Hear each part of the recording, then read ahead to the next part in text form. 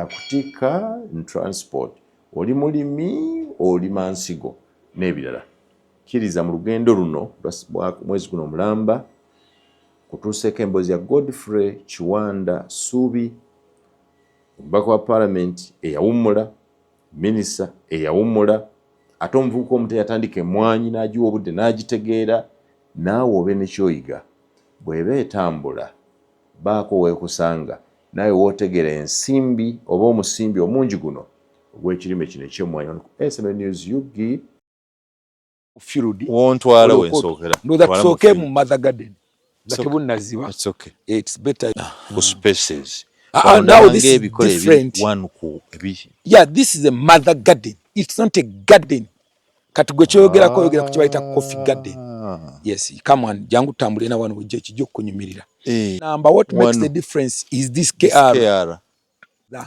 garden from here up to there ngabo ogira abwetambulo gende eri ojanga bwe malayo it's called the KR1 it's a type of a certain clone of coffee clone not it's coffee. A clone coffee clone kati chovola bamuita clone coffee kyava mu kigambo clone ekigambo kino kyolaba kibayita KR kigwa nti kituuza robusta Chituza Robusta 1. Chituza is a Ugandan name. Yes, it is. And coffee is Ugandan. And this place is in Uganda. Meaning I cannot find a Corono coffee in Kenya? No. You so can't. They are growing. This is Robusta. Robusta, I think, is even grown in other areas like Ethiopia, but there is on Robusta wafe one.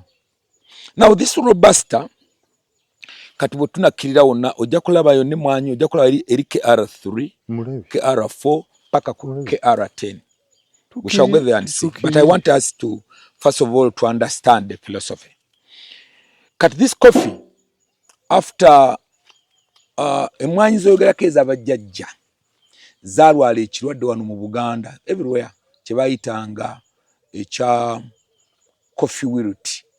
Yes. Kati coffee wilt eyo bwe yabeerawo yatte emmwanyi ngi ng'emmwanyi ekala okuva wansi era abantu bangi ne bafiirwa. Kati omusajja gweyagala ennyo mukwano gwe bayita Yoweri Kaguta Museveni n'atuuza ba scientist toka salamu n'atuuza ba scientist n'abagamba kye tusobola okukola okuzza emmwanyi. So ba scientist bano ne batuula ku kifo kye bayita Kituuza. Kituuza kiri Mukono. Yes, I know Kituuza in Mukono. Ng'ogende Katosi. Yes. Kati we baatuula ba scientist bano okuyiiya emmwanyi eno. Kati emmwanyi eno gye bayita it's a coffee wilt resistant type. It resists the wilt. Kati ne bw'ona ogisimba kati kyovola batukubiriza abantu okujja ng'osanze omuntu ng'alina ekintu weki tomugulaako ndo okwaza ogenda kusimba waka kuba tomanyi kyotwala. Kati emmwanyi eno yonna nga bw'olaba layini eno it's called KR1 eno nga bw'etambula paka eri gyengera gyekoma ojawula n'ebitooke kati oyawula because kino kyolaba wano bwe tutuuka okugisala emmwanyi eno tusala buno kati kano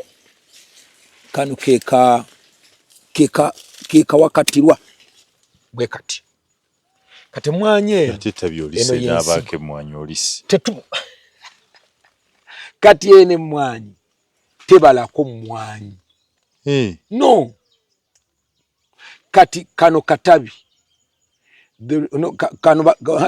in English this one is called a branch. Yes. But this one is called a trig. Kati kuno kwe kubala emmwanyi buno bwe butayi bw'omulaba bwa bulijjo emmwanyi zo nga buno bubazi. Kati ku Mother Garden yonna bw'ono ogitambula bw'ono ogimalako we don't encourage these ones okubeerako kubanga omulamwa gwa kano gwa kino ekiri wano si kubalako mmwanyi omulamwa gwa kino kufuna buntu butuyita bu science bwe tugenda okusimba mu nursery bed.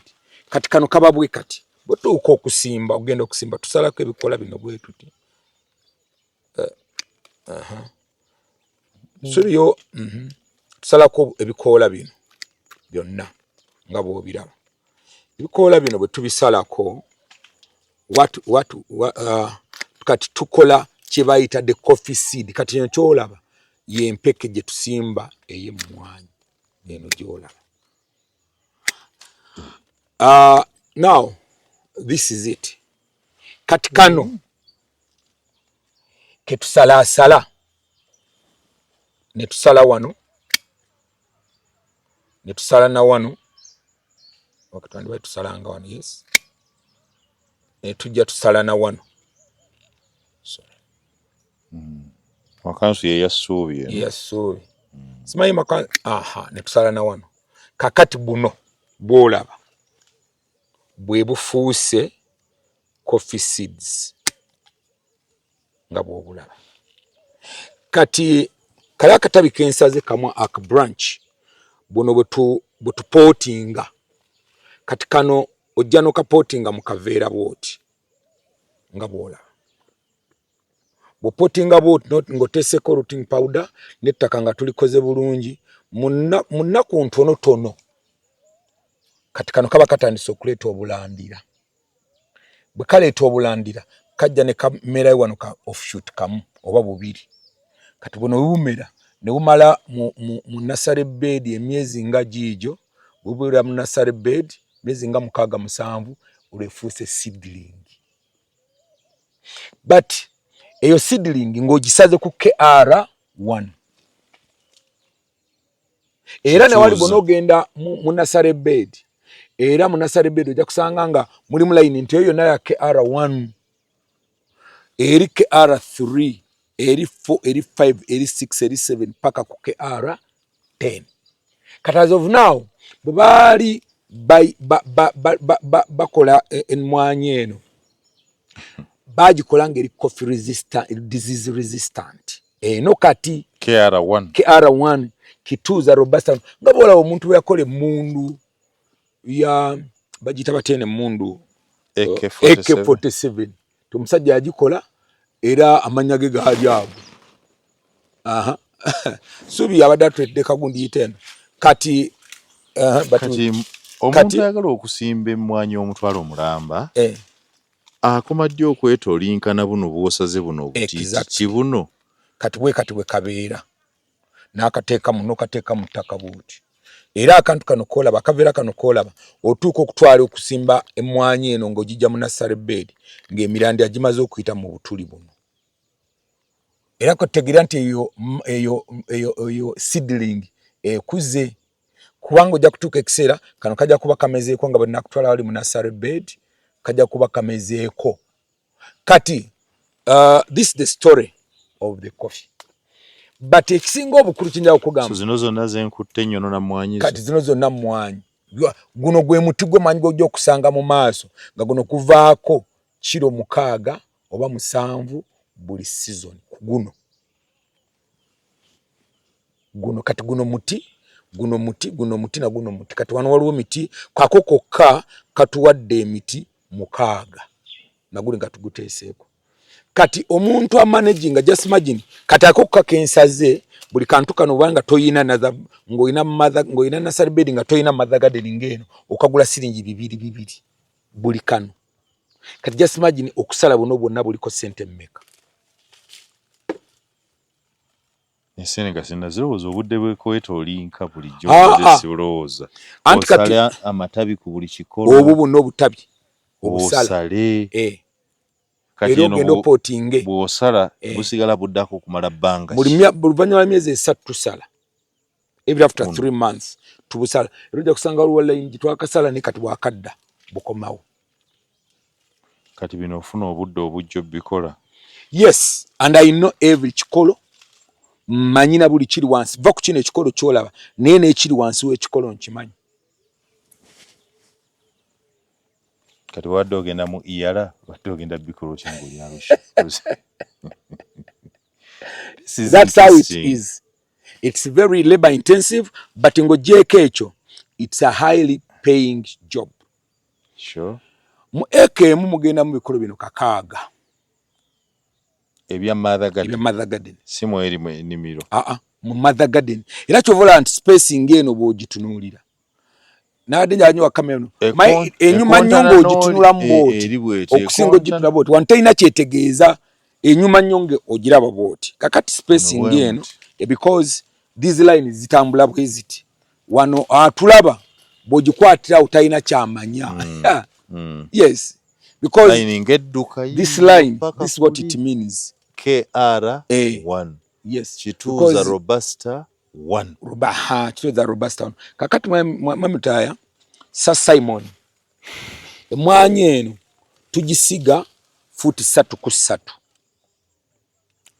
zino 3 na wali 3 wano 3 na wano 3 na wano 3 na wano 3 3 ku 3 3 ku 3 3 ku 3 3 by 3 ninga zeetomedde ezeetomera okwetomera kwayo si kizibu kubanga emwanyi eno tebala tetugikiriza okufulawalinga lwaki tetugikiriza kufulawalinga emwanyi eno buli lwemulisa enjuki neeva ku KR3 nejja ku KR1 clone eba efudde kitegedde bulungi so we don't allow them to flower kitegedde bulungi salamatabi kati obutabi buno so kati kyova olaba nti our interest here ne bwezenyiga kyova olaba nti kati kino tosobola kikoppa wano noga nosimba mu nnimiro gwe gy'okusimbamu emmwanyi ez'okunoga kisobola eba tejja kukola kubanga ez'okunoga eno yakuzaala buzazi era ojja kutuuka ekiseera kati wonasanga eno bagisaze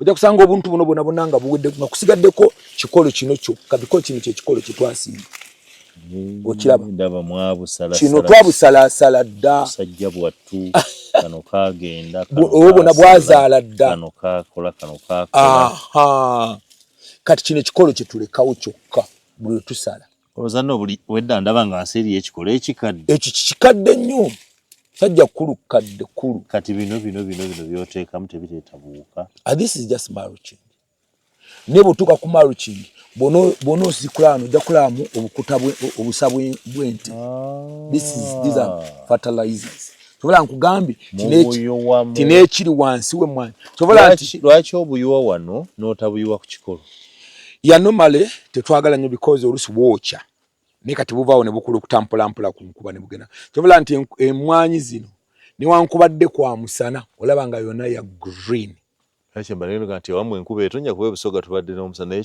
ebikolo byo biraga nti enkuba etonnya yes so kati ekyo kino kye bayita this is KR1 kituuza Robusta 1 kati bw'otuuka wano this comes to kituuza Robusta 3 any very good media person as I know mwami Simon ajja kubuuza where is KR2 ekyo maneno nti tuzze ku 3 nga tubaze tutya kakati KR2 oluvannyuma okugiyinvetinga ng'amaze gigira bagifunamu ekizibu bascientist bennyini bagicallinga off era naawe mu nnimiro tekkirizibwa kusimba KR2 wemba namanya nti bagicallinga off kubanga kati ffe kati obinjawulira kati sebulijjo ndaba mmwanyi yes musiri gwa mmwanyi kati bino biŋŋamba kati era kati nize kuŋŋamba enjawulo ya R2 ku R1 kakati emmwanyi eno oluusi kiba kizibu nnyo ku muntu atabimanyi okwawula naye tuzaawulira ku bikoola bino era nabwe bwanga weetegereza nnyo eri ya green nnyo okusinga kweno that's number 1 naye n'ekikoola kiri kyanjawulo kiri kirala kino engeri gye kyewumbamu ndala ate kiri kigaziwa nnyo nkiraba kati but they are all Robusta coffee kiri ekimuli kisoga kigimu nnyo no kiganda so this is KR wonderful 3 how much time have you taken first to study kubanga olinga ngamba nze mbadde neegomba emmwanyi naye kati olinga ngamba nti nga sinnagisimba nina okutwala obudde ate okubanga ali mu classroom okugisoma this is KR4 omulimi agenda okulima emmwanyi yo teyeetaaga kubisoma ebyo bino mbikubulya kubanga oli munnamawulire oli informa naye n'abantu abakugoberera ku mukutu they need some information. Anti kati agenda okulima emmwanyi olaba bwe bamala gakuwa kaliggweramu nga tutegedde kyotwala kati ekyo kyennyini omukutu guno kye gukoze okusomesa omuntu nga tonnagula mwanyi ku luguudo awo woogula finding out omuntu gw'ogulako ayina Wakati nze bw'onsalira wano buno bw'oyise bu science wano onsalira science ku nnimiro gy'endaba nga nsobola okitegeera wano kati andeetereyo nga ndito bwe yamala okupootinga I cannot relate. Era naawe wano nga mbadde mbusala buyinza okukubeerera obuzibu naye ekigambo ekikulu kiri kimu nti omuntu yenna gw'ogenda okugulako emmwanyi mubuuze where is your mother garden? Can I visit your mother garden? Era government kino ekituweerako license. Me am a registered nursery operator. Registered? Yes, by the Ministry of Agriculture. What do you mean by registered? It's a professional. I'm trained to do this and I'm licensed. Mwagala tulemesa. Already nze mbirabi. Obinjigiriza. Enkyo genda okutandika ebusoga ate mwagala mmale kufuna license. Why? Kwetoloola. Lwaki mwagala buli nnimiro yaffe mugimanyi? Misolo. Kyekyo kyennyini nti okusobola okukeepinga clone no keeping ensigo eno nga tusobola ogibeerawo for some time erina okubaako ba professionals abasobola okukola kino. Gwe kenyino nga nti ebintu byonna ebyokowejjoola mbisobola ntya ebyokwetoziira. Somebody would ask, really? Do I need to do all this? Yes. Ate waliwo abantu amu mukulu Simon nga ye talina kyakyakola nga managing mother garden ng'eno era ye nga babugulako clones zokka. Era nange bwe mba kukola kye nandirabye kubanga ate bw'obanga nnina kino guno omusirika ninga bwe ngula paka muli ate ngende enzirima enkya kuzinoga wano weetaaga kola ne kuzinoga kwetaaga n'obitegeera discovering their problems kati ono alinga baby alinga mwana weetaaga omulambula buli kiseera kutegeera ekikyuseemu bikibwe bityo. I would agree that wandibadde okola kimu osobola okukola ekimu nosawo nogamba nti nze naye normally at least nursery operator bamwetagisa okuba nga alinayo mother garden oba ng'abalaze mother garden gyagula clones. Singa abeerawo nursery operator for example wano ewaffe n'abeera Busunju ng'ono agulawo clones buli lwaba wagadde omukwata walaga nti mujje mbatwale gyengula clones. Naye problem eriwo nti abantu bava kati kino tebakikola. Kino kyolaba what they do bagenda mu mwanyi waliwo kye bayita obuwakatirwa. Kati kino mu mwanyi kino nga kali akatabi ke nakulaze bakayita kawakatirwa. Kati kino ekikolo kiraba twakisalasalako dde obulaba ndowooza. Kino ekikolo kye twasimba kye kiri wansi. Kati nakino kyasooka kubeera clone. Yasooka kuba clone of course. Emala kuba clone, bwe mala okuba clone eryoka ejja kati kino kano kensala mu mwanyi nga mwanyi za kunogako mwanyi baba kayita kawakatirwa. Kati abantu kye bakola abatayagala kutawaana nnyo abatayina mother garden bagenda mu malimiro g'abantu ne basalako obuwakatirwa buno ne babupootinga nabo bumera naye n'akasima nga bwe kali bwe kati oba of course asala n'agenda asala nga bwe nakoze kweri naye kyengeza kugamba nti eba tekyali nsigo eri origino nedda eba tekyali nsigo. Why? Kubanga already eyo gy'osaze mu nnimiro ebaako endwadde oba kati ennimiro eno eri tosobola gisangamu coffee wilt eno tosobola nagisangamu bulwadde bwa butabi tosobola kusangamo n'endwadde endala zonna kuba tugirabiriranga maama eno. So this is what we call a mother garden.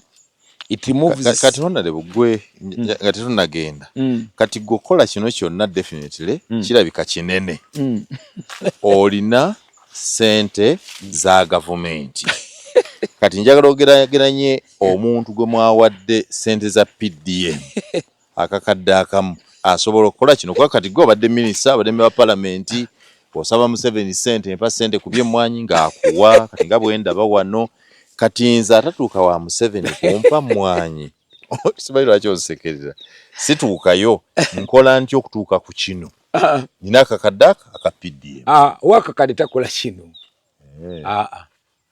Owakakadde takola kino.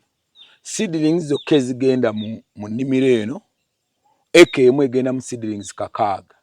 Buli seedling ya Mother Garden tubagituna sinye 10 nga 3 ba 10. Kubanga zo ziri selected. Bogenda mu nursery bed y'omuntu to get you the best nti KR yokka 1 agiselectingire 2 3 agikole yokka 5 agikole yokka 5 6 7 8 9 10. It is it's not a simple job.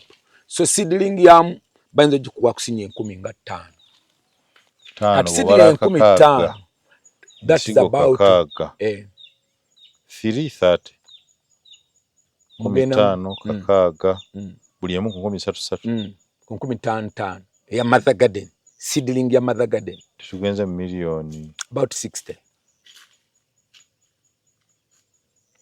Ebitaga Museveni hapo. Nange wendi musanga kati ntegedde ekyo musaba kuba kati gwe yakutereeza. Kakati ekyo milioni 6 in 1 acre. Yamwanyi kati milioni 6 mu eka emu ya Mother Garden zisimba emwanyi za bulijjo. Kubanga emwanyi za bulijjo mu eka emu mugenda mu ebikolo 14 kale katuga 15. Kitegeeza nti emwanyi zigenda mu Mother Garden akakaaga zigenda mu eka ziri mwana yazijeko esimu ebala kubanga calculator yetwangu so the spacing in the Mother Garden differs from the spacing in the Coffee Garden.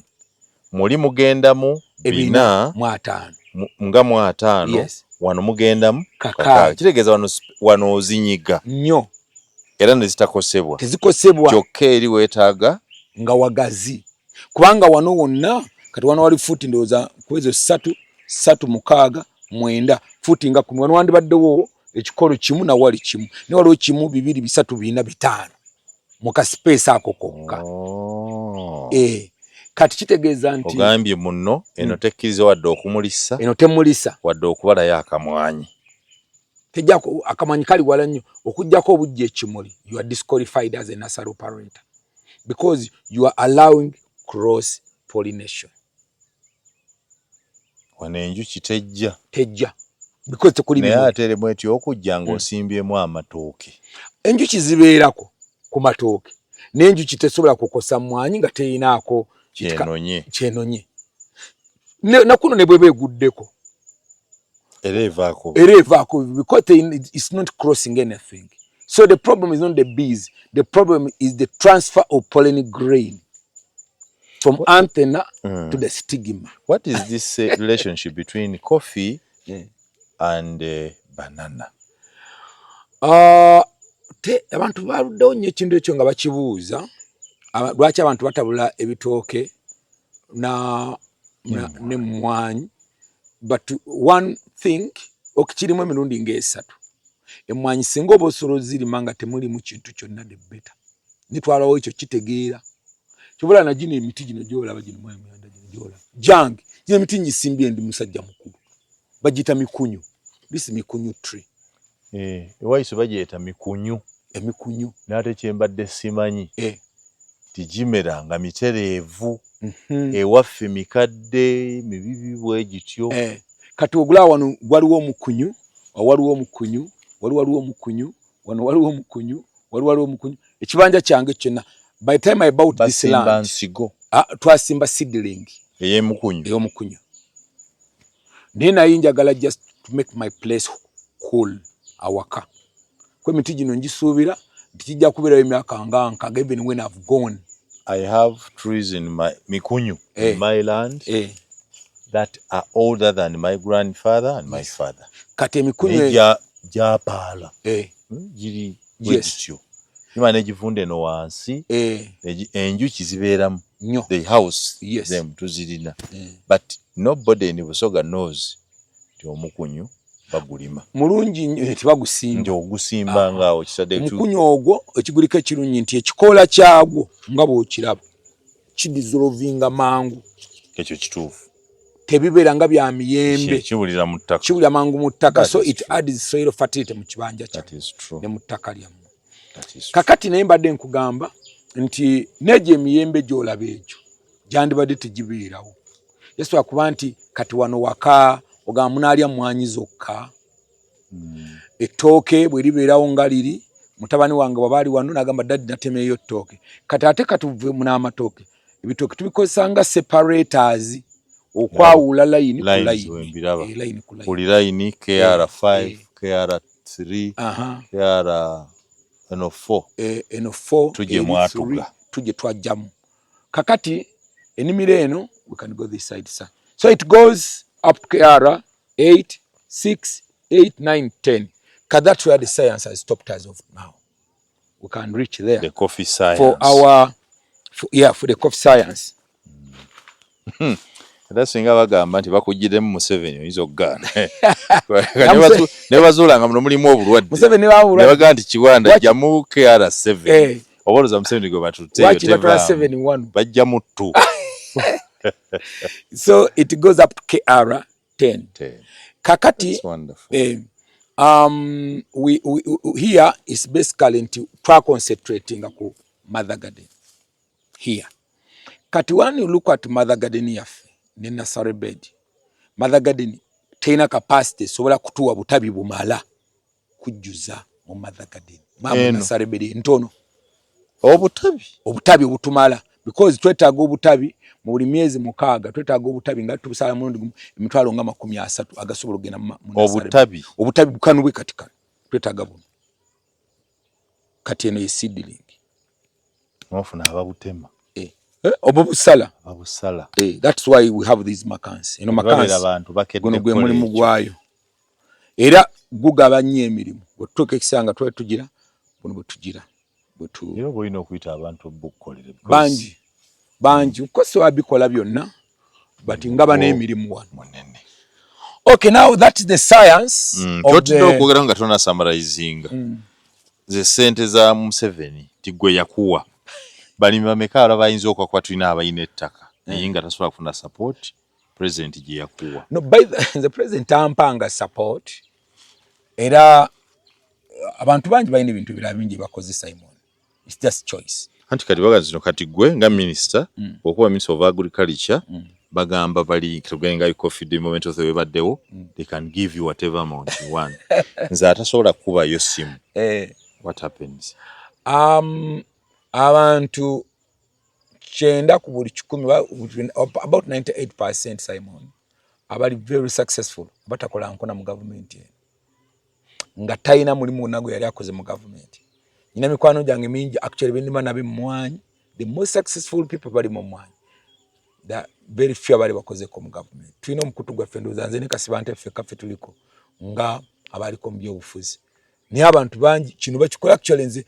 kuba kikozo yinzo kusanga omuntu wale omwe mukwano gwange ali eruwero aina mother garden eka 10 mine is just 1 acre eka 10 ya mother garden mubasala buno era ffena bwe zitugwako tugenda wa mwami Akomi Daniel kugula buguzi butabi era osanga pick up nga yagenze kutikka tubutikka kutikka butabi buno nga buli kamu kamwade sinji bibiri buli kanubwe kalabo kata kaitegeza nti akatabi kamu kamukolya sinji 8 ku 10 ku buli kikolo muyika 10 nga nawe weyike mwana ndabanga nti baro obutabi nga ndi kati muyanga nkutondedde obutabi kato kuwa buno bukabo kaniga nga ni kutondedde obutabi wichi ya musala ogende mbanchi mazi wano kati zino sanze wantu asazeeko na wantu asala kati zipikinga bupikings na wantu azala zipikinga.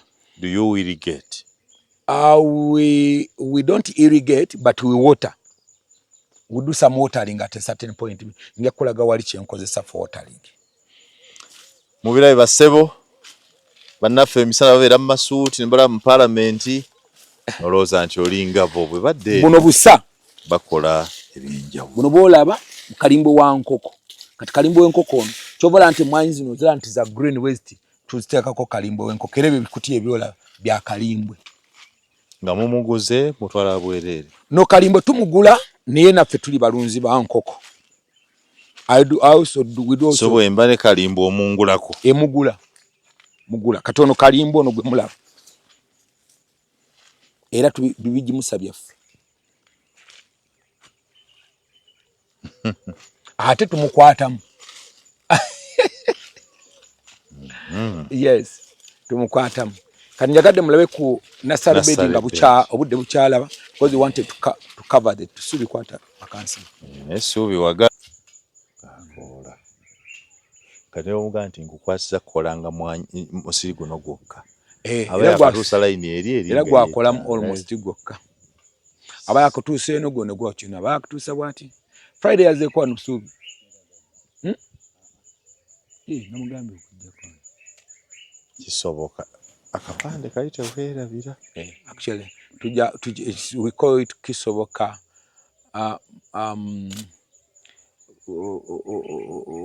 Mother Garden okategedde kapande ako kalaka kisoboka kali ne video kisoboka kikunyu kisoboka wa video gwe ekifande ekyetaagisa okujja nga nanyini yayimiriddeko ekisoboka ne wa video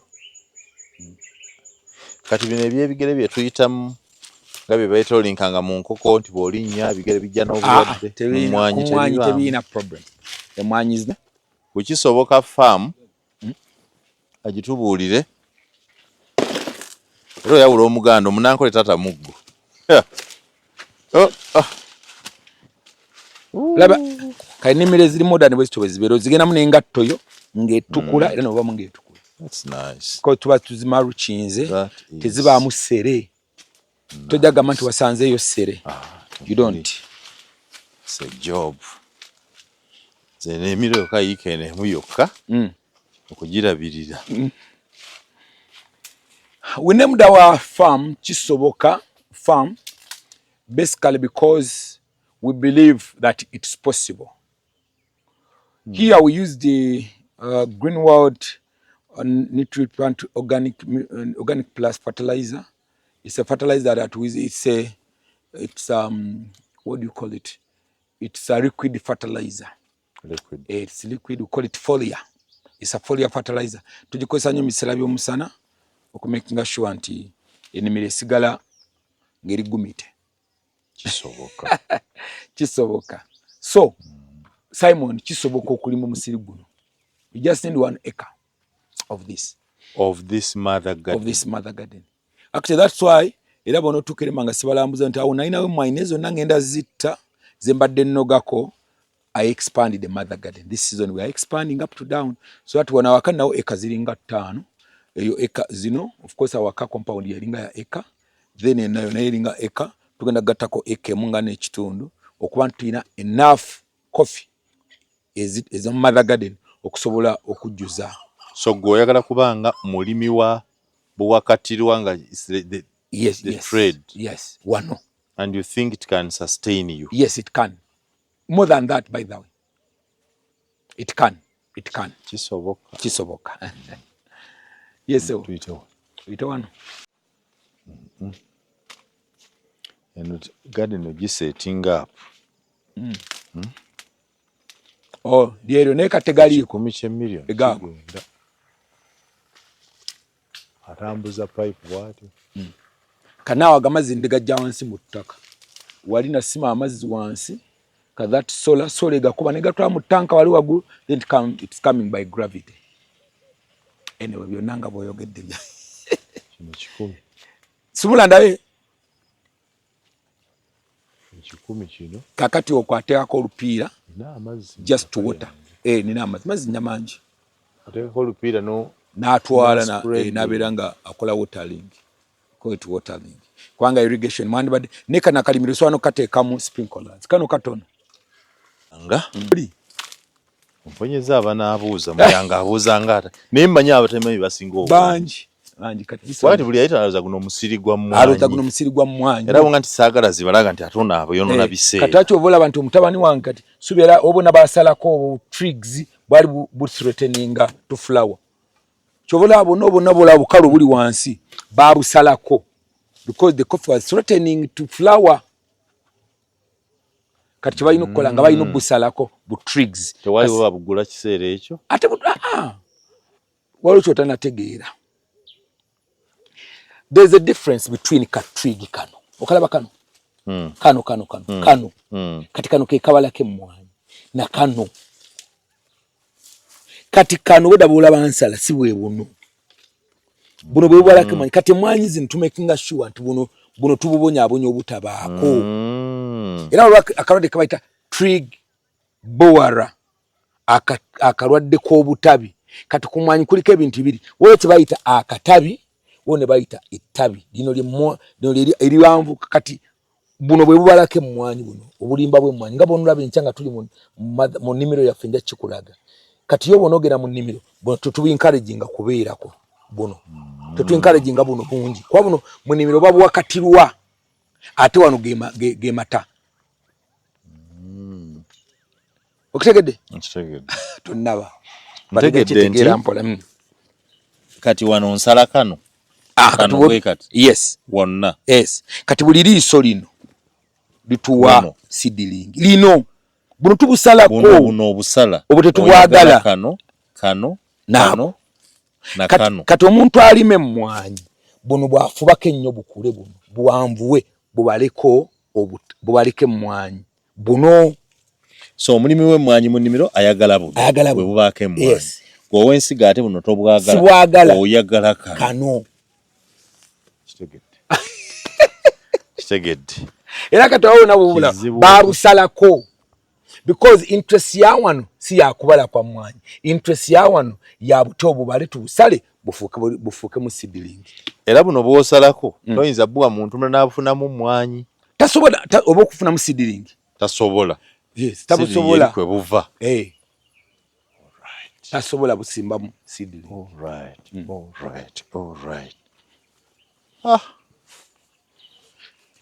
kati vuga mpe enkoniyo olina nsonga lwaki togivuga